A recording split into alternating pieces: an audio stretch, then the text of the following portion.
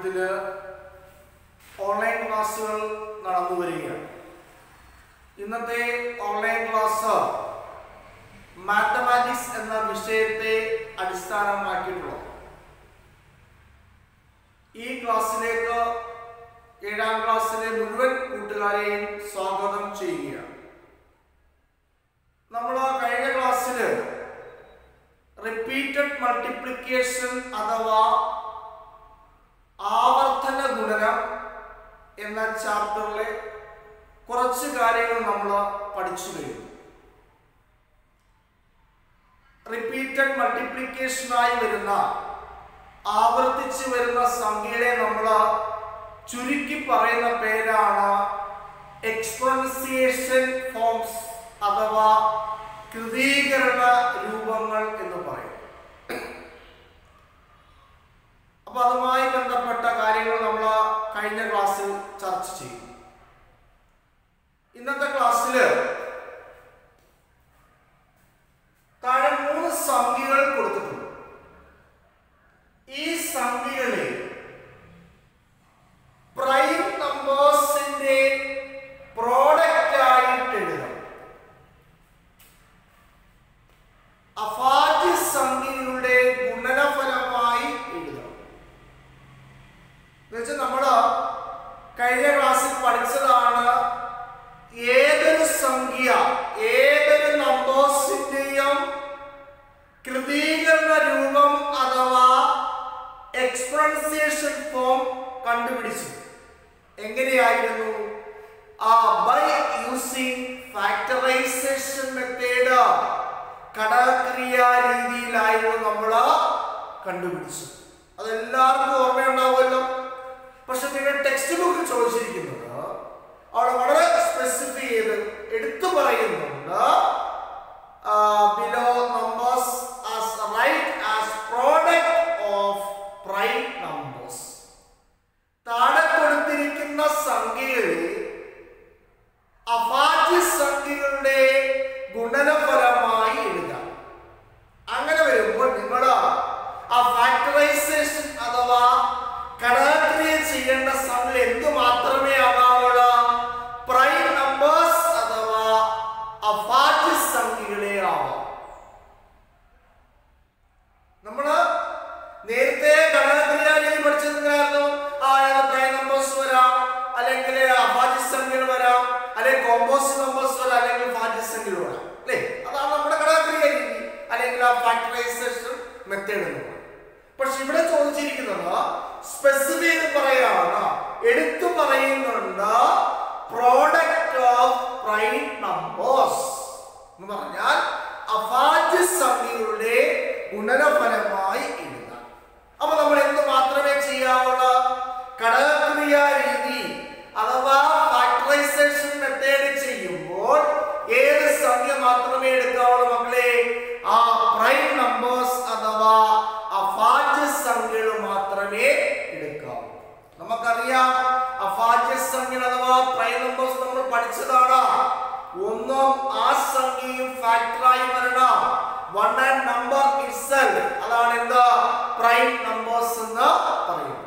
ഒന്നും ആ സംഖ്യയും ഘടകങ്ങളായിട്ട് വരുന്നതാണ് അഭാജ്യ സംഖ്യകളെന്ന് പറയും. ഒന്നെന്ന് പറയുന്നത് ഭാജ്യമോ ആകാം, അഭാജ്യമോ ആകാം, പ്രൈമോ അല്ലെങ്കിൽ കോമ്പോസിറ്റോ ആകാം. അപ്പൊ ഒന്ന് ഞാനങ്ങ് മാറ്റി, ബാക്കി നോക്കാം. യെസ്, ആദ്യത്തെ ക്വസ്റ്റ്യൻ എന്താണ് മക്കളെ? 36 ആണ്. ഞാൻ ഫാക്ടറൈസേഷൻ ചെയ്യുന്നു, ഘടകക്രിയ ചെയ്യുകയാണ്. അപ്പൊ ആദ്യത്തെ പ്രൈം നമ്പേഴ്സ് അഥവാ അഭാജ്യ സംഖ്യ ഏതായിരിക്കും? യെസ്, എന്തായിരിക്കും? 2. 2. ആ 2 വെച്ച് ചെയ്യുമ്പോൾ 3-നകത്ത് 2 എത്ര പ്രാവശ്യമുണ്ട്? 1 പ്രാവശ്യമുണ്ട്. ബാക്കി എത്ര ഉണ്ടറിയാം? 1 ഉണ്ട്. ഇപ്പുറത്താരുണ്ട്? 6. 16-നകത്ത് എത്ര 2 ഉണ്ട്? അല്ലെ 16ന്റെ പകുതി എത്രയാണ്? 8 ആണ്. പിടികിട്ടിയ എല്ലാവർക്കും? വീണ്ടും 2 കൊണ്ട് ചെയ്യാം. 2 എന്ന് പറയുന്നതാണ് പ്രൈം നമ്പേഴ്സ് അല്ലേ? 2, 3, 5, 7 എക്സെട്രാ. ഇതൊക്കെ എന്താണ്? പ്രൈം നമ്പേഴ്സ് അഥവാ അഭാജ്യ സംഖ്യകളാണ്. യെസ്, ഇനി വീണ്ടും 2 കൊണ്ട് ചെയ്യാം. 18ന്റെ പകുതി എത്രയാണ് മക്കളെ? 9 ആണ്.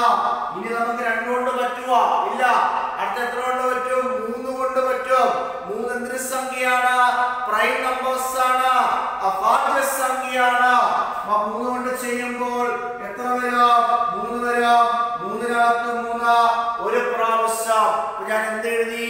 the product as prime numbers. ആ ഗുണനഫലത്തെ എന്താക്കി മാറ്റി എഴുതി സാറ്? അഭാജ്യ സംഖ്യകളാക്കി മാറ്റി എഴുതി. ഒന്ന് എഴുതാൻ പോവാ സാറ്, ശ്രദ്ധിച്ചേ. 1 2 2 2 അല്ലേ? ഇൻറ്റു എത്ര 3 ഉണ്ട്? 2 3 ഉണ്ടോ? അത് എഴുതി as product of powers of prime ആയിട്ട് എഴുതി സാറ്. എന്താണ്? അഭാജ്യ സംഖ്യയുടെ ഗുണനഫലമായിട്ട് എഴുതി. ഇനി റിപ്പീറ്റഡ് വരുന്ന മൾട്ടിപ്ലിക്കേഷൻ നമ്മൾ എന്താക്കി മാറ്റാൻ പോവാണ്? Exponentiation form. ആവർത്തിച്ച് ഗുണിച്ചിരിക്കുന്ന സംഖ്യകളെ എന്താക്കി മാറ്റാൻ പോവാണ്? കൃതീകരണ രൂപത്തിലേക്ക് മാറ്റുകയാണ്. ശ്രദ്ധിക്കാം, നമ്മൾ കഴിഞ്ഞ ക്ലാസ്സിൽ എഴുതിയതാണ്, കഴിഞ്ഞ ക്ലാസ്സിൽ പഠിച്ചതാണോ? ഒന്ന് പറഞ്ഞേ മക്കളെ, ഇവിടെ ഏത് സംഖ്യയാണ് ആവർത്തിച്ചിരിക്കുന്നത്?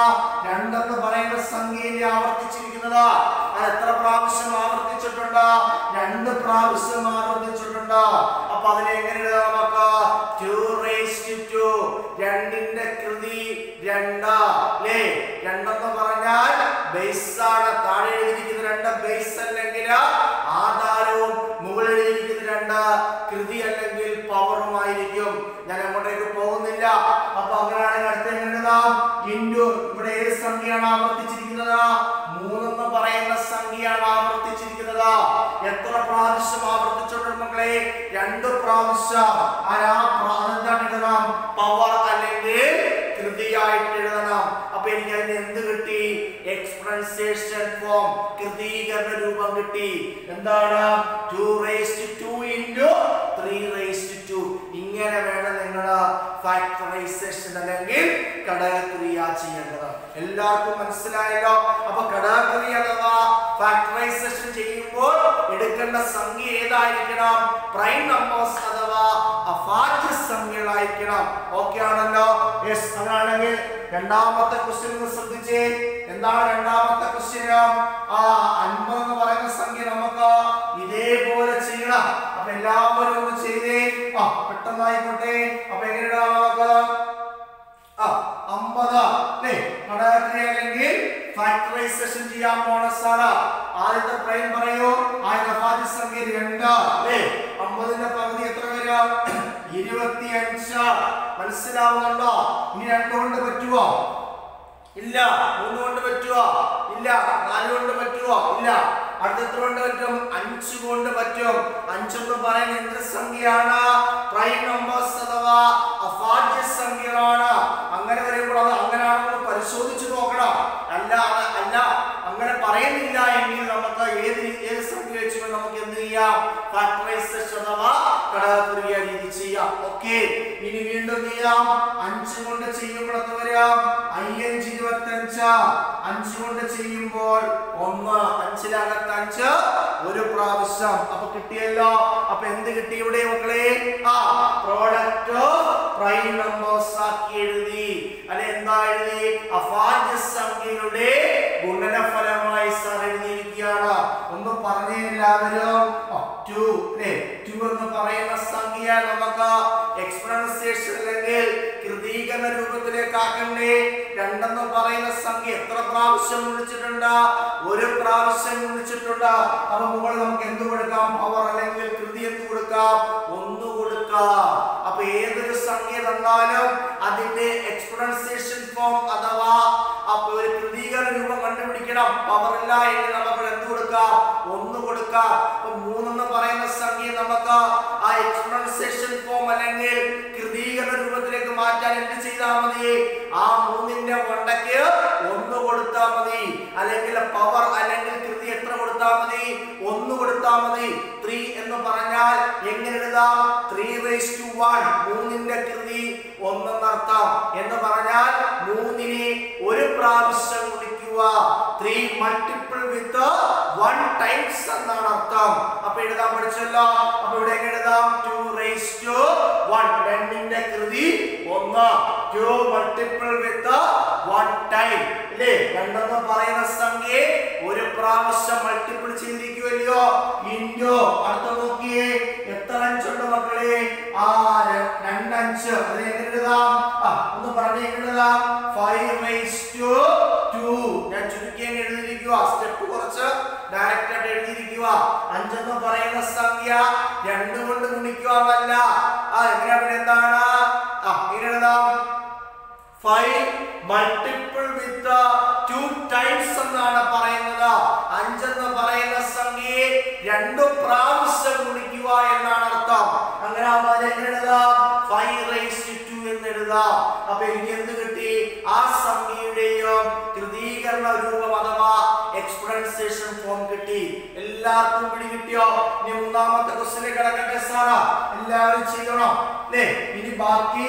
2 3 ക്വസ്റ്റ്യൻ പുസ്തകത്തിനകത്തുണ്ട് അതെല്ലാവരും ഹോംവർക്ക് ആയിട്ട് ചെയ്ത് നോട്ട്ബുക്കിൽ രേഖപ്പെടുത്തണം ഓക്കേ ആണല്ലോ മൂന്നാമത്തെ ക്വസ്റ്റ്യൻ ശ്രദ്ധിച്ചേ മക്കളെ എന്താണ് 500 ആണ് സർ 500 ചെയ്യാൻ പോവാണ് എത്ര കൊണ്ട് ചെയ്യാം നമുക്ക് 2 കൊണ്ട് ചെയ്യാം 2 കൊണ്ട് ചെയ്യുമ്പോൾ 500ന്റെ പകുതി എത്ര വരും 250 വരും വീണ്ടും നമുക്ക് എന്തുകൊണ്ട് ചെയ്യാം 2 കൊണ്ട് ചെയ്യാം 250ന്റെ പകുതി എത്ര വരും 125 അല്ലേ ഇനി വീണ്ടും നമുക്ക് 2 കൊണ്ട് പറ്റുമോ ഇല്ല 3 കൊണ്ട് പറ്റുമോ ഇല്ല എത്ര കൊണ്ട് പറ്റും 5 കൊണ്ട് പറ്റും 5 എന്ന് പറയുന്നത് എന്തൊരു സംഖ്യയാണ് പ്രൈം നമ്പേഴ്സ് അഥവാ അഭാജ്യ സംഖ്യകളാണ് 5 കൊണ്ടെന്ന് പറഞ്ഞ എല്ലാവരും i 2 10 അല്ലേ ബാക്കി എത്ര ഉണ്ട് അറിയാം 2 ഇപ്പുറത്ത് എത്ര ഉണ്ട് 5 ഇപ്പൊ 25 എത്ര ഉണ്ട് i 5 25 വീണ്ടും 25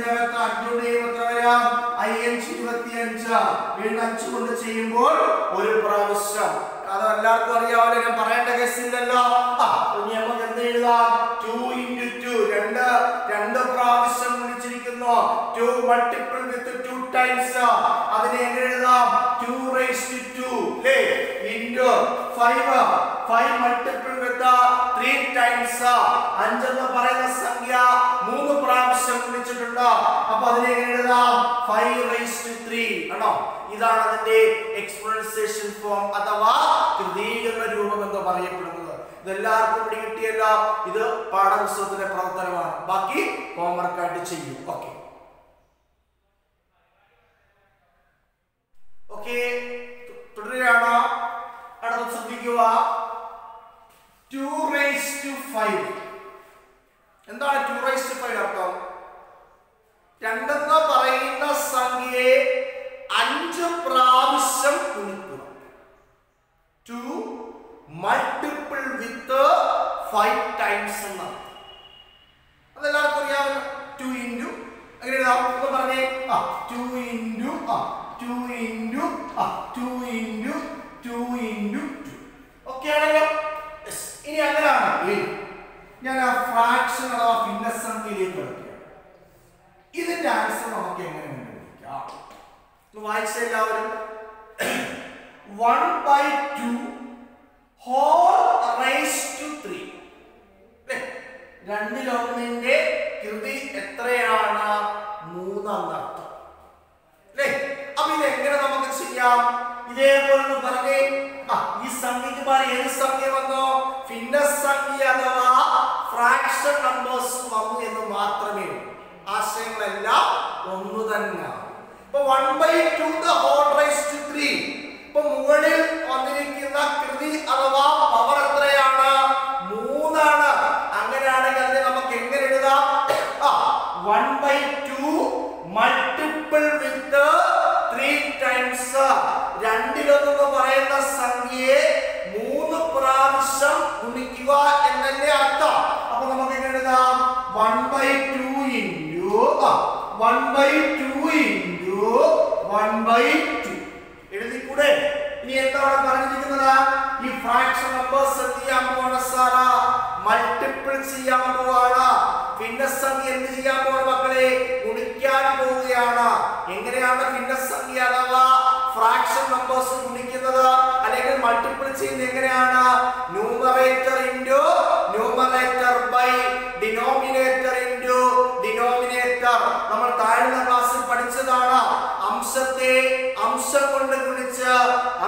സമവായം ഛേദത്തെ ഛേദം കൊണ്ട് ഗുണിച്ച ഛേദമായി എഴുതണം. എഴുതിക്കൂടെയോ?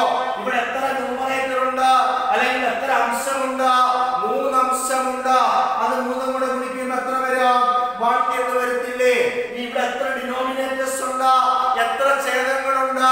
3 ഛേദങ്ങളുണ്ട്. ആ 3 ഛേദങ്ങൾ ഗുണിച്ച് 2 into 2 4 4 into 2 8 2 നെ 2 കൊണ്ട് ഗുണിച്ചാൽ 4 4 2 കൊണ്ട് ഗുണിച്ചാൽ എത്ര വരും? 8. അപ്പോൾ 1/2 the whole raised to 3 is equal to 1/8. അപ്പോൾ ഭിന്നസംഖ്യ അഥവാ ഫ്രാക്ഷൻ നമ്പേഴ്സിലേക്ക് കയറിയിരിക്കുകയാണ്. മനസ്സിലായ എല്ലാവർക്കും? ഈ ഒരു ഭിന്നസംഖ്യ എഴുതാൻ പോവുകയാണ്. 1/4 പെട്ടെന്ന് എഴുതാം. raised to 2 അല്ലേ? raised to 2 നമുക്ക് എന്ത് പറയാം? whole square എന്ന് കൂടെ വേണം പറയാം അല്ലേ? വർഗ്ഗം. അപ്പോൾ 4 കൃതിയാണ് 2 എന്ന് പറയാം. 4 വർഗ്ഗം എന്ന് പറയാം അല്ലേ? അപ്പോൾ എന്താണ് 1/4 the whole raised to 2 എന്ന് പറഞ്ഞാൽ whole means മുഴുവൻ WHOLE raised to മുഴുവനും ബാധകം എന്നർത്ഥം. ആര് ബാധകം? 2. അപ്പോൾ എങ്ങനെ നമുക്ക് we can write as 1/4 into 1/4. Okay ആണോ? the 1/4 multiplied with 2 times 4 എന്ന് പറയുന്ന സംഖ്യയെ 2 പ്രാവശ്യം ഗുണിക്കുക എന്നർത്ഥം. എല്ലാവർക്കും പിടി കിട്ടിയോ? യെസ്. അങ്ങനെയാണെങ്കിൽ വിളിച്ചു പറ 1 into 1 1 4 into 4 8 എഴുതി വെക്കരുത്. 4 into 4 എത്രയാണ്? 16 ആണ്. അപ്പോൾ എത്ര കിട്ടിയിരിക്കുക? 1/6 എന്ന് കിട്ടി. എല്ലാവർക്കും പിടി കിട്ടിയോ? ഞാൻ ഒരെണ്ണം ചെയ്യാൻ പോ. ശ്രദ്ധിച്ചിരിക്കണേ. 1/3 the whole raised to 3. 1/3 the whole raised to 3. 3 കൃതി എത്രയാണ്? 3 എന്നാണ് പറഞ്ഞിരിക്കുന്നത്. അങ്ങനെയാണെങ്കിൽ ആ 3 എന്ന് പറയുന്ന സംഖ്യ എത്ര പ്രാവശ്യം ഗുണിക്കണം? 3 പ്രാവശ്യം ഗുണിക്കണം. 1/3 multiplied with 3 times എന്ന് പറയാം. അങ്ങനെയാണെങ്കിൽ നമുക്ക് എഴുതാം 1/3 into 1/3 into 1/3 അല്ലേ? എഴുതിക്കൂടായോ? ഇനി എന്ത് ചെയ്യാം? നമുക്ക് മൾട്ടിപ്പിൾ ചെയ്യാം അല്ലെങ്കിൽ ഗുണിക്കാം. 1 into 1 into 1 1 3 into 3 into 3 3 into 3 9 9 into 3 എഴുതാം 27 എന്ന് എഴുതാം. കണ്ടോ? എളുപ്പം പിടികിട്ടി എല്ലാവർക്കും. ഇനി ഒന്ന് ശ്രദ്ധിച്ചേ. നമുക്ക് ഈ സ്റ്റെപ്പ് എഴുതാതെ തന്നെ ഈ ഗുണിച്ചിരിക്കുന്ന സ്റ്റെപ്പ് എഴുതാതെ തന്നെ ഡയറക്റ്റ് ആയിട്ട് നമ്മൾ ചെയ്യാൻ പോവാ. അതും ഒന്ന് പഠിച്ചു വെക്കുക. അപ്പോൾ നമ്മൾ ഗുണിച്ചിട്ട് എഴുതിയത് ഓക്കെ ശരിയാണ്. നമ്മൾ എളുപ്പ രീതിയിൽ ഒന്ന് ചെയ്യാൻ പോവാം. ഒന്ന് ശ്രദ്ധിച്ചേ. ഇവിടെ എത്രയാണ് പവർ അല്ലെങ്കിൽ കൃതി വന്നിരിക്കുന്നത്? 3 ആണ്. അപ്പോൾ 1/3 ആ ന്യൂമറേറ്ററിനും 3 കൊടുക്കണം. പിന്നെ ആരും കൊടുക്കണം? ഡിനോമിനേറ്ററിനും കൊടുക്കണം. അംശത്തിനും കൊടുക്കണം, ഛേദത്തിനും കൊടുക്കണം. അംശത്തിന്റെ സംഖ്യ എത്രയാ? 1 അല്ലേ? Numerator number is 1 1/3. 1ന്റെ പവർ 3 1ന്റെ കൃതി 3 ആണ് എന്ന് പറയുന്ന അർത്ഥം 1 into 1 എത്ര കിട്ടി? 1. ഓക്കേ. ഇനി ഡിനോമിനേറ്റർ അഥവാ ഛേദം എത്രയാണ് മക്കളെ? 2. അതിനും പവർ കൊടുക്കുക. കൃതി കൊടുക്കുക. എത്ര കൊടുക്കണം? 3 കൊടുക്കണം. അപ്പോൾ എങ്ങനെ വിളിക്കാം? 2/3. അപ്പോൾ 2നെ നമ്മൾ എന്ത് ചെയ്യുന്നു? 3 പ്രാവശ്യം നിൽക്കണം. അപ്പോൾ എത്ര കിട്ടി? 8. ഓക്കേ ആയോ? അങ്ങനെയാണെങ്കിൽ ഈ ക്വസ്റ്റ്യൻ ആൻസർ പെട്ടെന്ന് പറയാലോ. നമുക്ക് ഇത് സ്റ്റെപ്പ് എഴുതാം. എങ്ങനെ എഴുതാം? 1 സ്ക്വയർ എന്താ? 1 സ്ക്വയർ 1. അടുത്ത എഴുതാം 4 സ്ക്വയർ 16. ഓക്കേ ആയോ? അടുത്ത നോക്കിയേ. എത്രയാണ് പവർ അല്ലെങ്കിൽ കൃതി? 3 ആണ്. അപ്പോൾ 1/3 അല്ലെങ്കിൽ 1ന്റെ കൃതി 3 1/3. അപ്പോൾ എഴുതാം 1. ഓക്കേ. then 3/3 3ന്റെ കൃതി 3 എത്ര വരും? 27. അപ്പോൾ എങ്ങനെ കിട്ടി? 1/27 എന്ന് കിട്ടി. പിടികിട്ടി എല്ലാവർക്കും? അപ്പോൾ ഭിന്നസംഖ്യ പഠിച്ചല്ലോ. ഇതേപോലെ ഞാൻ അടുത്ത എന്ത് ചെയ്യുമ്പോൾ സാറ് ഡെസിമൽ നമ്പേഴ്സിന്റെ ഒന്ന് പറയാം. ഓക്കേ ആയല്ലോ? യെസ്. ഓക്കേ. നമ്മൾ ഫ്രാക്ഷൻ നമ്പേഴ്സിന്റെ പവറുമായി ബന്ധപ്പെട്ട അല്ലെങ്കിൽ ഭിന്നസംഖ്യയുടെ കൃതിയുമായി ബന്ധപ്പെട്ട കാര്യമാണ് നേരത്തെ നമ്മൾ പഠിച്ചത്. എല്ലാവർക്കും പിടികിട്ടിയല്ലോ? ഈ അടുത്ത സംഖ്യ ഞാൻ പറയാം. ഡെസിമൽ നമ്പേഴ്സ് അഥവാ ദശാംശ സംഖ്യ. നമുക്ക് ഇതേപോലെ ചെയ്യാം. പേടിക്കേണ്ട കാര്യമില്ല. 0.1 the whole raised to 3 whole 0.1ന്റെ കൃതി 3 എന്നാണ്. ഓക്കേ. അപ്പോൾ എന്താണ് അതിന്റെ അർത്ഥം നമ്മൾ പഠിച്ചിരിക്കുന്നത്? പവർ അല്ലെങ്കിൽ കൃതി 3 വന്നിരിക്കുന്ന അന്നേരം നമ്മൾ എന്ത് ചെയ്യണം? ആ ദശാംശ ഒന്നിനെ നമ്മൾ എത്ര പ്രാവശ്യം ഗുണിക്കണം? 3 പ്രാവശ്യം ഗുണിക്കണം. 0.1 മൾട്ടിപ്പിൾ വിത്ത് 3 ടൈംസ്. അപ്പൊ എങ്ങനെ എഴുതാം? 0.1 into 0.1 into 0.1. എല്ലാവർക്കും പിടിക്കില്ല. ഇനി ശ്രദ്ധിക്കുക, ദശാംശ സംഖ്യ അഥവാ ഡെസിമൽ നമ്പേഴ്സ് നമ്മൾ എന്ത് ചെയ്യാൻ പോവാണ്? മൾട്ടിപ്പിൾ ചെയ്യാൻ പോകും. ഇതൊക്കെ നമ്മൾ 6ാം ക്ലാസ്സിൽ പഠിച്ചതാ. ഭിന്നസംഖ്യയുടെ എല്ലാ ക്രിയകളും പഠിച്ചു, അല്ലെങ്കിൽ ഫ്രാക്ഷൻ നമ്പേഴ്സിന്റെ എല്ലാ സിംപ്ലിഫിക്കേഷനും പഠിച്ചു. ഡെസിമൽ നമ്പേഴ്സ് അഥവാ ദശാംശ സംഖ്യയുടെ നമ്മൾ പഠിച്ചു. ഇവിടെ ദശാംശ സംഖ്യ അഥവാ ഡെസിമൽ നമ്പേഴ്സ് എന്ത് ചെയ്യാനാണ് വന്നിരിക്കുന്നത്? മൾട്ടിപ്പിൾ ചെയ്യണം, ഗുണിക്കണം. എങ്ങനെയാണ് ഗുണിക്കുന്നത്? എന്ത് ചെയ്യണം? ഇതിന്റെ എല്ലാം ദശാംശം അഥവാ പോയിന്റ് മാറ്റിയേ ഈ സംഖ്യ എങ്ങനെ വായിക്കും? പോയിന്റ് മാറ്റിയാൽ 1 0 വരെയില്ല. ഇതെങ്ങനെ വായിക്കും? 1. ഇതെങ്ങനെ വായിക്കും? 1. ആ 3 സംഖ്യ നമ്മൾ ഗുണിച്ച് എത്ര വരും? 1 വരും. അല്ലേ? 1 into 1 into 1 എത്ര വരും? 1. ഇനി എത്ര സ്ഥാനമുണ്ട്? 1 2 3 സ്ഥാനം. പക്ഷെ നമുക്ക് എത്ര സ്ഥാനമേ ഉള്ളൂ? 1 സ്ഥാനമേ ഉള്ളൂ. എത്ര സ്ഥാനത്തിന്റെ കുറവുണ്ട്? 2 സ്ഥാനത്തിന്റെ കുറവുണ്ട്. അത് പരിഹരിക്കാൻ നമ്മൾ എന്ത് ചെയ്യണം? ആ 2 0 കൊടുക്കണം. ഇതൊക്കെ നമ്മൾ താഴ്ന്ന ക്ലാസ്സിൽ 6ാം ക്ലാസ്സിൽ പഠിച്ചതാണ്. വളരെ വിശാലമായി തന്നെ പഠിച്ചതാണ്. അപ്പൊ 2 സ്ഥാനം കുറവ് വന്നപ്പോൾ നമ്മൾ എന്ത് ചെയ്യണം? 2 0 കൊടുക്കണം. 2 0 കൊടുത്തിട്ട് ഇവിടെ എന്ത് കൊടുക്കണം? ഒരു പോയിന്റ് കൊടുക്കണം. അപ്പൊ നമുക്ക് എങ്ങനെ എഴുതാം? 0.001 ദശാംശം 0.001. ഇവിടെ 0 കൊടുത്താൽ പ്രശ്നമൊന്നുമില്ല. ഓക്കെ ആണല്ലോ? മനസ്സിലായ പറഞ്ഞത്? അപ്പൊ എന്ത് ചെയ്യണം? ഡെസിമൽ അഥവാ ദശാംശത്തെ മാറ്റിയിട്ട് സാധാരണ സംഖ്യ ഗുണിക്കുന്ന പോലെ ഗുണിച്ചിട്ട് അവസാനം എത്ര സ്ഥാനമുണ്ടോ അത്രയും സ്ഥാനം നമ്മൾ തിരിച്ചു കൊടുക്കണം. ഇവിടെ എത്ര സ്ഥാനം ഉണ്ടായിരുന്നു? 3 സ്ഥാനം ഉണ്ടായിരുന്നു. പക്ഷെ നമ്മൾ ഗുണിച്ചു എത്ര സ്ഥാനം കിട്ടിയോളൂ? 1 സ്ഥാനമേ കിട്ടിയോളൂ. എത്ര സ്ഥാനത്തിന്റെ കുറവുണ്ടായിരുന്നു മക്കളെ? 2 സ്ഥാനത്തിന്റെ കുറവുണ്ടായിരുന്നു. ആ 2 സ്ഥാനത്തിന്റെ കുറവ് പരിഹരിക്കാൻ വേണ്ടി സാർ എന്ത് ചെയ്തു? 2 0 കൊടുത്ത് എന്നിട്ട് മാറ്റി എന്ത് ചെയ്തു? ഒരു പോയിന്റ് കൊടുത്തു, അല്ലെങ്കിൽ ദശാംശം കൊടുത്തു. അപ്പൊ എങ്ങനെ വായിക്കാം? ദശാംശം 0.001. ഇങ്ങനെയാണ് ഡെസിമൽ നമ്പേഴ്സ് അഥവാ എന്താണ് ദശാംശ സംഖ്യയുടെ ആ കൃതീകരണവുമായി അല്ലെങ്കിൽ എക്സ്പോണൻസിയേഷനുമായി എനിക്ക് പറയാനുള്ളത്. ഞാൻ ഒന്നും കൂടെ ഒന്ന് പറയാം. ശ്രദ്ധിച്ചേ. 1.2 the whole raised to 2. എന്താണ് 1.2 the whole raised to 2 means that 1/2 multiple with 2 times 1.2 കൃതി 2 എന്ന് പറഞ്ഞാൽ 1.2നെ 2 പ്രാവശ്യം ഗുണിക്കുക എന്നർത്ഥം. അങ്ങനെയാണ് നമുക്ക് എഴുതാം 1.2 into 1.2. എല്ലാവർക്കും കിട്ടിയല്ലോ. ഇനി എന്ത് ചെയ്യണം മക്കളെ? ആ ഡെസിമൽ അഥവാ പോയിന്റ് മാറ്റണം. ആ പോയിന്റ് മാറ്റിയാൽ ഈ സംഖ്യ എങ്ങനെ വായിക്കാം? 12. ഇവിടെ പോയിന്റ് മാറ്റിയാൽ 12. 12നെ 12 കൊണ്ട് ഗുണിച്ചാൽ എത്ര വരും? 144 എന്ന് വരും. 12ന്റെ സ്ക്വയർ 144. ഇനി എത്ര സ്ഥാനം മാറ്റി കുത്തണം? ഇവിടെ 1, ഇവിടെ 1, 2 സ്ഥാനം മാറ്റി കുത്തുമ്പോൾ എത്ര വരും? 1.44 എന്ന് കിട്ടി. ഇത്രയും കാര്യം പിടികിട്ടിയല്ലോ. ഇത് ഡെസിമൽ നമ്പേഴ്സുമായി ബന്ധപ്പെട്ടതാണ്. മുമ്പേ പറഞ്ഞ എന്തായിരുന്നു മക്കളെ? ഭിന്നസംഖ്യ അഥവാ ഫ്രാക്ഷൻ നമ്പേഴ്സുമായി ബന്ധപ്പെട്ടത്. അതെല്ലാവർക്കും പിടികിട്ടിയല്ലോ. എങ്ങനെയായിരുന്നു ചെയ്യുന്നത്? മുകളിൽ വരുന്ന ആ പവർ അല്ലെങ്കിൽ കൃതി ആ ന്യൂമറേറ്ററും ഡിനോമിനേറ്ററും കൊടുത്താൽ മതി, അംശത്തിലും ഛേദത്തിലും കൊടുത്താൽ മതി. ഈ ഡെസിമൽ നമ്പേഴ്സ് വരുമ്പോൾ അഥവാ ദശാംശ സംഖ്യ വരുമ്പോൾ എന്ത് ചെയ്യണം? അതിനെ ഗുണിക്കണം. ഗുണിച്ചിട്ട് ദശാംശം അഥവാ ഡെസിമൽ മാറ്റിയിട്ട് സാധാരണ സംഖ്യ ഗുണിക്കുന്ന പോലെ ഗുണിച്ചിട്ട് എത്ര സ്ഥാനമുണ്ട് അത്ര സ്ഥാനം തിരിച്ചു കൊടുക്കണം. ഇനി സ്ഥാനങ്ങളുടെ കുറവ് വന്നാൽ അവിടെ 0 കൊടുത്തത് പരിഹരിക്കപ്പെടണം. ഇത്രയും കാര്യം മനസ്സിലായല്ലോ. ഇത് താഴ്ന്ന ക്ലാസ്സിൽ പഠിച്ചതാണ്. വീണ്ടും ഒന്നും കൂടി പറഞ്ഞതേ ഉള്ളൂ. ഇത്രയും പിടികിട്ടിയല്ലോ.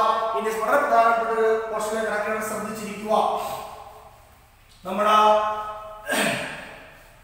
കൃതീകരണ സംഖ്യ അല്ലെങ്കിൽ എക്സ്പോണൻസിയേഷൻ നമ്പേഴ്സുമായി ബന്ധപ്പെട്ട ക്രിയകളാണ് ഇനി ചെയ്യാൻ പോകുന്നത്. അല്ലേ? ഒന്ന് ശ്രദ്ധിക്കണേ. ഞാനൊരു ക്വസ്റ്റ്യൻ എഴുതാറുണ്ട്. ഒന്ന് ശ്രദ്ധിക്കുക. ഒന്ന് ശ്രദ്ധിക്കുക. എല്ലാവർക്കും വായിക്കാൻ അറിയാം. എന്താണ് എഴുതിയിരിക്കുന്നത്? എന്താ മക്കളെ എഴുതിയിരുന്ന 2 raised to 3 into 2 raised to 2. രണ്ടിന്റെ കൃതി 3 ഗുണിക്കണം 2ന്റെ കൃതി 2. പിടികിട്ടിയോ? ഇതെന്തൊരു സംഖ്യയാണ്? എക്സ്പോണൻസിയേഷൻ നമ്പേഴ്സ് അഥവാ കൃതീകരണ സംഖ്യകൾ. ഈ രണ്ട് സംഖ്യകൾ എന്ത് ചെയ്യാൻ പോവുകയാണ്? മൾട്ടിപ്പിൾ ചെയ്യാൻ പോകുന്നു, അല്ലെങ്കിൽ ഗുണിക്കാൻ പോകുന്നു. ശ്രദ്ധിച്ചിരുന്നു. ആദ്യത്തെ ക്രിയയിലേക്ക് കിടക്കുകയാണ്. ഏതാണ്? മൾട്ടിപ്ലിക്കേഷൻ അഥവാ ഗുണനം. പഠിച്ചെടുത്തോളാം. വളരെ സിമ്പിളാണ്. ഇനി ഒരു നിയമം കൂടെ പഠിക്കാറുണ്ട്, ഡിവിഷൻ. ഇതിനെ പറയുന്ന പേരാണ് പ്രോഡക്റ്റ് റൂൾ. ഗുണന നിയമം എന്ന് പറയും. പ്രോഡക്റ്റ് റൂൾ അഥവാ ഗുണന നിയമം എന്താണ് പറയാൻ പോകുന്നത്? ശ്രദ്ധിക്കണേ. എന്താ 2 raised to 3? രണ്ടിന്റെ കൃതി 3 എന്ന് പറഞ്ഞാൽ രണ്ടിനെ 3 പ്രാവശ്യം ഗുണിക്കും. 2 multiple with 3 times. ശരിയാണോ നമുക്ക്? അപ്പൊ എങ്ങനെയാ? 2 into 2 into 2. അടുത്ത into എന്താ 2 raised to 2 multiple with 2 times. 2 എന്ന് പറഞ്ഞ സംഖ്യ 2 പ്രാവശ്യം ഗുണിക്കും. അപ്പൊ എന്താ? 2 into 2. പിടിക്കില്ല? കിട്ടിയാ? ഈ എത്ര നോക്കിയേ? ഏത് സംഖ്യ ആവർത്തിച്ചിരിക്കുന്നത്? 2 എന്ന് പറയുന്ന സംഖ്യ ആവർത്തിച്ചു. എത്ര പ്രാവശ്യം? How many times they repeated the numbers 2? 1 2 3 4 5. അപ്പോൾ എഴുതാം 2 raised to 5. ഇതാണ് പ്രോഡക്റ്റ് റൂൾ അഥവാ ഗുണന രൂപം. എക്സ്പോണൻസിയേഷൻ നമ്പേഴ്സ് അഥവാ കൃതീകരണ സംഖ്യയുടെ മൾട്ടിപ്ലിക്കേഷൻ അഥവാ ഗുണനമാണ് സാർ ചെയ്തിരിക്കുന്നത്. പക്ഷെ ഇവിടെ ശ്രദ്ധിക്കേണ്ട ഒരു വസ്തുത, ഈ രണ്ട് സംഖ്യകളുടെയും ബേസ് അഥവാ ആധാരം ഈക്വൽ അല്ലെങ്കിൽ തുല്യമാണെങ്കിൽ മാത്രമേ നമുക്ക് ഈ റൂള് അപ്ലൈ ചെയ്യാൻ പറ്റൂ. അത് പ്രത്യേകം ശ്രദ്ധിച്ചോ. ഒന്ന് ശ്രദ്ധിച്ച മക്കളെ. 2 raised to 3 into 3 raised to 2. ഇതിനെ നമുക്ക് ഗുണന രൂപം ഗുണന നിയമം അല്ലെങ്കിൽ പ്രോഡക്റ്റ് റൂൾ വെച്ച് ചെയ്യാൻ പറ്റത്തില്ല. എന്താ കാര്യം? The base is 2, ആധാരം 2. This base is 3, ആധാരം 3. The bases are different. ആധാരങ്ങൾ എന്താണ് മക്കളെ? വ്യത്യസ്തങ്ങളാണ്. വ്യത്യസ്തങ്ങളായ ആധാരം വന്നാൽ നമുക്ക് പ്രോഡക്റ്റ് റൂൾ അഥവാ ഗുണന നിയമം നമുക്ക് എന്ത് ചെയ്യാൻ പറ്റത്തില്ല? അപ്ലൈ ചെയ്യാൻ പറ്റും. പിന്നെ ചെയ്യാൻ പറ്റുന്ന എന്തേ ഉള്ളൂ? 2 raised to 3 എന്ന് പറഞ്ഞാൽ 2നെ 3 പ്രാവശ്യം ഗുണിക്കുക. 3 raised to 2 എന്ന് പറഞ്ഞാൽ 3നെ 2 പ്രാവശ്യം ഗുണിക്കുക. അത് ഗുണിച്ചെഴുതുക എന്നുള്ളതേ ഉള്ളൂ. പക്ഷെ ഇവിടെ ശ്രദ്ധിച്ചാൽ the bases are equal. എന്താണ്? ആധാരങ്ങൾ തുല്യമാണ്. ആധാരങ്ങൾ തുല്യമായി വരുന്ന രണ്ട് കൃതീകരണ രണ്ടോ അതിൽ കൂടെ ഏത് സംഖ്യ ആയിക്കോട്ടെ, ആധാരങ്ങൾ തുല്യമായി വരുന്ന കൃതീകരണ സംഖ്യകൾ ഗുണിക്കാനാണ് നമ്മൾ പഠിച്ചത്. എന്താണ്? bases are equal. The multiple with the exponentiation numbers ആണ് നമ്മൾ പഠിച്ചത്. എങ്ങനെ ചെയ്യണം? ആ ബേസ് അല്ലെങ്കിൽ ആധാരം ഈക്വൽ ആയിട്ട് വന്നാൽ എങ്ങനെ ചെയ്യാം എന്നുള്ളതാണ് നമ്മൾ പഠിച്ചത്. ഒരു ക്വസ്റ്റ്യനും കൂടെ ഞാൻ എഴുതിയിട്ട് സിമ്പിൾ മെത്തേഡിലേക്ക് പോകാൻ പോവാണ്. ശ്രദ്ധിക്കുക. എല്ലാവരും നോക്കിയേ. എന്താണ്? 3 raised to 3 into 3 raised to 4. Basis അല്ലെങ്കിൽ ആധാരങ്ങൾ എന്താണ് മക്കളെ? തുല്യമാണ്. ഇനി ഇതേപോലെ പറഞ്ഞേ.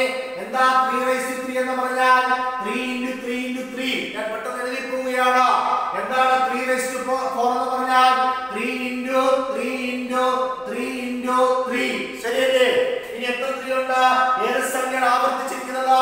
3 എന്ന് പറയുന്ന സംഖ്യ ആവർത്തിച്ചു. എത്ര പ്രാവശ്യം? 1 2 3 4 5 6 7 പ്രാവശ്യം ആവർത്തിച്ചിട്ടുണ്ട്. കണ്ടോ? അങ്ങനെയാണെങ്കിൽ ഇവിടെ പ്രോഡക്റ്റ് റൂൾ അഥവാ ഗുണന നിയമം വെച്ചിട്ട് നമുക്ക് വളരെ പെട്ടെന്ന് ചെയ്യാൻ സാധിക്കും. ഇത്രയും എഴുതി കുടിക്കേണ്ട യാതൊരു കാര്യമില്ല. പവേഴ്സ് അഥവാ കൃതികൾ നമുക്കിവിടെ വളരെ സിമ്പിൾ ആയിട്ട് ചെയ്യാൻ പറ്റും. എങ്ങനെയുള്ള സംഖ്യ ആയിരിക്കണം? അതായത് ബേസ് അല്ലെങ്കിൽ ആധാരം തുല്യമായി വരുന്ന സംഖ്യകള് ഗുണിക്കുന്നതിന് എന്ത് ചെയ്താൽ മതി? അതിന്റെ പവേഴ്സ് അഥവാ കൃതികൾ എന്ത് ചെയ്താൽ മതി മക്കളെ? കൂട്ടിയാൽ മതി. 5 3 4 കൂട്ടിയാൽ 7. വളരെ സിമ്പിൾ ആയിട്ട് വളരെ എളുപ്പത്തിൽ നമുക്ക് ചെയ്യാൻ സാധിക്കും. എന്തിന്റെ അടിസ്ഥാനത്തിലാണ്? പ്രോഡക്റ്റ് റൂൾ അഥവാ ഗുണന നിയമത്തിന്റെ അടിസ്ഥാനത്തിൽ നമുക്ക് എന്ത് ചെയ്യാം? ആ പവേഴ്സ് അഥവാ കൃതികൾ എന്ത് ചെയ്താൽ മതി മക്കളെ? കൂട്ടി എഴുതിയാൽ മതി. ഇവിടെ എന്താണ് സാർ പറഞ്ഞത്? പ്രോഡക്റ്റ് ഗുണിക്കാനാണ്. എന്താണ്? കൃതീകരണ സംഖ്യ ഗുണിക്കാനാണ്. ഒരേ ആധാരമുള്ള ഒരേ ബേസ് ഉള്ള സെയിം ബേസ് ഉള്ള എക്സ്പോണൻഷ്യൽ നമ്പേഴ്സിന്റെ മൾട്ടിപ്ലിക്കേഷൻ ആണ് നമ്മൾ പഠിച്ചത്. എങ്ങനെയാണ് അത് ചെയ്യുന്നത്? വളരെ സിമ്പിൾ ആയിട്ട് ചെയ്യാം. എങ്ങനെ ചെയ്യാം? രണ്ടിന്റെ ബേസ് അല്ലെങ്കിൽ ആധാരം തുല്യമായി വന്നാൽ എന്ത് ചെയ്യണം? ആ പവേഴ്സ് അഥവാ കൃതികൾ എന്ത് ചെയ്താൽ മതി? കൂട്ടിയാൽ മതി. ഇതിന് പറയുന്ന പേരാണ് പ്രോഡക്റ്റ് റൂൾ അഥവാ ഗുണന നിയമം എന്ന് പറയപ്പെടുന്നത്. എല്ലാവർക്കും പിടികിട്ടിയോ? എന്ത് ചെയ്യണം മക്കളെ? ആ പവേഴ്സ് അഥവാ കൃതികൾ എന്ത് ചെയ്താൽ മതി? കൂട്ടി എഴുതിയാൽ മതി. ഞാൻ ഒരു എക്സാമ്പിളിലേക്ക് നടക്കട്ടെ. എല്ലാവരും ശ്രദ്ധിച്ചില്ലേ? ഇതെങ്ങനെ ചെയ്യാം? 2 raised to 3 into 2 raised to 2 മാറ്റി ഞാൻ 5 കൊടുക്കുകയാണ്. എല്ലാവരും ശ്രദ്ധിച്ചേ. നമ്മുടെ പ്രോഡക്റ്റ് റൂൾ അഥവാ ഗുണന നിയമം അപ്ലൈ ചെയ്യണമെങ്കിൽ ഒരു കാര്യം വളരെ സ്ട്രിക്റ്റ് ആയിട്ട് നോക്കേണ്ടതായിട്ടുണ്ട്. എന്താണ്? ബേസിസ് അഥവാ ആധാരങ്ങൾ നോക്കണം. ഇവിടെ ബേസിസ് അഥവാ ആധാരങ്ങൾ എന്താണ് മക്കളെ? ഈക്വൽ ആണ്, അല്ലെങ്കിൽ സെയിം ആണ്, അല്ലെങ്കിൽ ഒന്നാണ്. അങ്ങനെയാണ് എന്ത് ചെയ്യണം? സാർ പറഞ്ഞത് അതേ ബേസിൽ എഴുതണം. എന്നിട്ട് എന്ത് ചെയ്യണം? ഈ പവേഴ്സ് അഥവാ കൃതികൾ തമ്മിൽ എന്ത് ചെയ്യണം? ആഡ് ചെയ്യണം, കൂട്ടണം. 3 5 കൂടെ കൂട്ടിയാൽ എത്ര വരും? 8. അപ്പൊ എന്ത് കിട്ടി? 2 raised to 8. രണ്ടിന്റെ കൃതി 8 എന്ന് കിട്ടി. ഇങ്ങനെയാണ് പ്രോഡക്റ്റ് റൂൾ അഥവാ ഗുണന നിയമം വെച്ചുകൊണ്ട് നമ്മൾ എക്സ്പോണൻഷ്യൽ നമ്പേഴ്സ് അഥവാ കൃതീകരണ സംഖ്യ നമ്മൾ ഗുണിക്കുന്നത്. എല്ലാവർക്കും പിടികിട്ടിയോ? എങ്ങനെയാ ഗുണിക്കുന്നത്? അവിടെ എന്തായിരിക്കണം മക്കളെ? ആധാരങ്ങൾ അഥവാ ബേസ് എന്ന് പറയുന്നത് എന്തായിരിക്കണം? തുല്യമായിട്ട് വന്നാൽ എന്ത് ചെയ്യാം? അതേ ബേസ് എഴുതിയിട്ട് പവേഴ്സ് അഥവാ കൃതികൾ തമ്മിൽ എന്ത് ചെയ്താൽ മതി? കൂട്ടിയാൽ മതി. വളരെ പെട്ടെന്ന് നമുക്ക് ചെയ്തുകൂടായോ? ഒന്ന് ശ്രദ്ധിക്കണേ എല്ലാവരും. ഞാൻ 2-3 ക്വസ്റ്റ്യൻ എഴുതാൻ പോവാണ്. നിങ്ങൾ പെട്ടെന്ന് പറയണം. വളരെ സിമ്പിൾ ആയിട്ട് പറഞ്ഞാൽ മതി. എങ്ങനെ എഴുതാം? ഒന്ന് ശ്രദ്ധിച്ച എല്ലാവരും.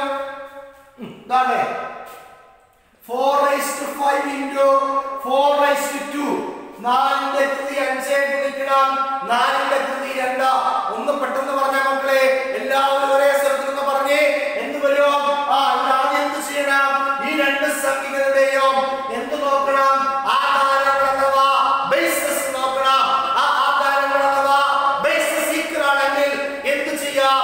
അതേ ആധാരം അല്ലെങ്കിൽ അതേ ബേസ് എഴുതണം. എഴുതിയിട്ട് എന്ത് ചെയ്യണം? ഈ പവേഴ്സ് അഥവാ കൃതികൾ തമ്മിൽ എന്ത് ചെയ്യണം? കൂട്ടണം. ഇവിടുത്തെ കൃതി എത്രയാണ്? 5 ആണ്. ഇവിടുത്തെ കൃതി എത്രയാണ്? 2 ആണ്. ഇവിടുത്തെ പവർ എത്രയാണ്? 5 ആണ്. ഇവിടുത്തെ പവർ എത്രയാണ്? 2 ആണ്. രണ്ടും കൂടെ ആഡ് ചെയ്യുമ്പോൾ എത്ര കിട്ടും? 7 എന്ന് കിട്ടും, 7 എന്ന് കിട്ടും. അപ്പൊ എന്ത് കിട്ടി? 4 raised to 5 into 4 raised to 2 is equal to 4 raised to 7 എന്ന് കിട്ടി. 4ന്റെ കൃതി 5 ഗുണിക്കണം 4ന്റെ കൃതി 2 സമം 4ന്റെ കൃതി 7 എന്ന് കിട്ടും. വളരെ സിമ്പിൾ ആയിട്ട് കിട്ടും. അടുത്ത ക്വസ്റ്റ്യൻ നോക്കി എല്ലാവരും പെട്ടെന്ന് പറയണം. എല്ലാവരും ടപ്പേ എന്ന് പറയണം. എല്ലാവരും ഒന്ന് പറഞ്ഞേ. ബേസ് എന്താണ്? ആധാരങ്ങൾ എന്താണ് മക്കളെ? തുല്യമാണ്. അപ്പൊ എന്ത് ചെയ്യണം? അതേ ആധാരം എഴുതി. ഇനി എന്ത് ചെയ്യണം? ആ പവറുകൾ അഥവാ ആ കൃതികൾ എന്ത് ചെയ്യണം? കൂട്ടണം. 4 കൂട്ടി എത്ര കിട്ടും? 10 എന്ന് കിട്ടി. അപ്പൊ എന്ത് കിട്ടി? ആൻസർ 10 raised അല്ലെങ്കിൽ 10ന്റെ കൃതി 10 എന്ന് കിട്ടി. അങ്ങനെയാണെങ്കിൽ ഞാൻ അവിടെ ആ പ്രോഡക്റ്റ് റൂൾ അഥവാ ഗുണന നിയമം എഴുതാൻ പോകുന്നത് ശ്രദ്ധിക്കണേ എല്ലാവരും. എല്ലാവരും ശ്രദ്ധിക്കണേ. എഴുതാൻ പോകുന്ന a raised to m into a raised to n is equal to ഇവിടെ ബേസ് അഥവാ ആധാരം എത്രയാണ് മക്കളെ? a. ഇവിടെ ബേസ് അഥവാ ആധാരം എത്രയാണ് മക്കളെ? a. അങ്ങനെയാണെങ്കിൽ അതേ ബേസ് എഴുതണ്ടേ? അതേ ബേസ് എഴുതുമ്പോൾ അതേ ആധാരം എഴുതുമ്പോൾ എത്രയാണ്? a ആണ്. ഇനി ഈ രണ്ട് കൃതികൾ അഥവാ ഈ പവേഴ്സുകൾ നമ്മൾ എന്ത് ചെയ്യണം? കൂട്ടണം. അപ്പൊ എങ്ങനെ എഴുതാം? നമുക്ക് m plus n എന്ന് എഴുതിക്കൂടായോ? m plus n എഴുതിക്കൂടായോ? n+n എഴുതാമല്ലോ. ഇതാണ് നമ്മുടെ പ്രോഡക്റ്റിലുള്ളതവാ എന്ത് പറയാം, ഗുണന നിയമം എന്ന് പറയപ്പെടുന്നത്. വളരെ വൃത്തിയായി ബുക്കിനകത്ത് എഴുതി വെച്ചോളാം. പ്രോഡക്റ്റ് റൂൾ എന്ന് എഴുതിയിട്ട് എന്തെഴുതാം? a raised to m into a raised to n is equal to a raised to m plus n എന്ന് എഴുതണം. ഗുണന നിയമം എന്ന് എഴുതിയിട്ട് എന്തെഴുതണം? a യുടെ കൃതി m ഗുണിക്കണം a യുടെ കൃതി n സമം a യുടെ കൃതി m plus n എന്ന് എഴുതണം. ഇതാണ് നമ്മുടെ ഗുണന നിയമം അഥവാ പ്രോഡക്റ്റ് റൂൾ എന്ന് പറയപ്പെടുന്നത്. ഇവിടെ ശ്രദ്ധിക്കേണ്ട വസ്തുത മനസ്സിലായല്ലോ. എന്താണ് മക്കളെ? രണ്ടിന്റെ ബേസ് അഥവാ ആധാരം എന്തായി വരണം? ഇത് തുല്യമായി വരണം, ഈക്വലായി വരണം, സെയിം ആയിട്ട് വരണം. ഒരേപോലെ വന്നാൽ നമുക്ക് എന്ത് ചെയ്യാം? ആ ഗുണന നിയമം അഥവാ പ്രോഡക്റ്റ് അപ്ലൈ ചെയ്യാം. കാണാതെ പഠിക്കേണ്ട യാതൊരു കാര്യമില്ല. ആശയം മനസ്സിലാക്കി തന്നെ പഠിക്കണം. അതിലേക്ക് കടന്നു വരണം എന്റെ പ്രിയപ്പെട്ട കുഞ്ഞുങ്ങളാ. എന്ത് ചെയ്താൽ മതി? രണ്ടിന്റെയും ബേസ് അഥവാ ആധാരങ്ങൾ തുല്യമായി വന്നാൽ എന്ത് ചെയ്യണം? ആ പവേഴ്സ് അഥവാ കൃതികൾ എന്ത് ചെയ്താൽ മതി? കൂട്ടി എഴുതിയാൽ മതി. ഇതിന് പറയുന്ന പേരാണ് പ്രോഡക്റ്റ് അഥവാ എന്താണ് ഗുണന നിയമം എന്ന് പറയപ്പെടുന്നത്. a raised to m into a raised to n is equal to a raised to m plus n. ഈ 7ാം ക്ലാസ് നമ്മൾ കുറച്ച് കൃത്യക നിയമങ്ങൾ മാത്രമേ നമ്മൾ അല്ലെങ്കിൽ എക്സ്പെറൻസില മാത്രമേ പഠിക്കുന്നുള്ളൂ. ബാക്കി 8ാം ക്ലാസ്സിൽ പഠിക്കും.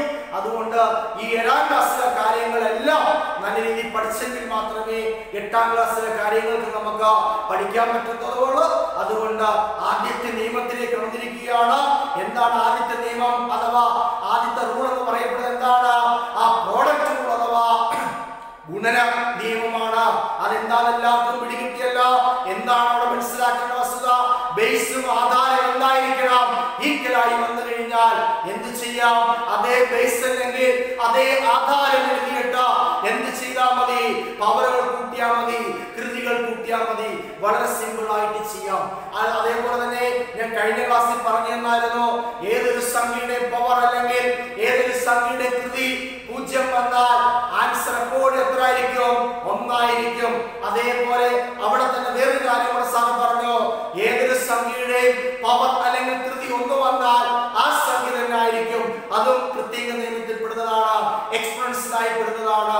അതും പഠിച്ചു വെക്കണം. അപ്പൊ 3 നിയമം ഞാൻ പഠിപ്പിച്ചു, 3 അല്ല 4 നിയമം പഠിപ്പിച്ചു. ഇടയ്ക്ക് ആ ഫ്രാക്ഷൻ നമ്പേഴ്സിന്റെ പവർ വന്നാൽ ചെയ്യുന്നത് പഠിപ്പിച്ചു. അതിനടുത്ത ക്ലാസ്സിൽ ഒരു നിയമമാക്കി പറഞ്ഞുതരാം.